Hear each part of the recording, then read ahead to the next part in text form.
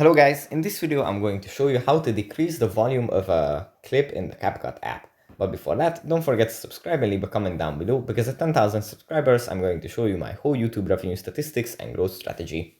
So without further ado, let's just jump right into it. First we have to open up the CapCut app.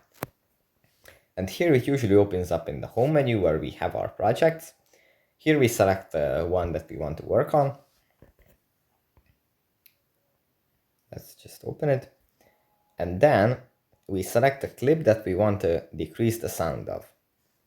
Here, after we tapped on the clip, in the bottom bar, we find the volume button. We tap on this.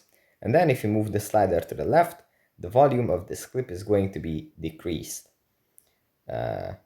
We can set it to the preferred loudness, and then tap on OK, and then this saves the clip as it is.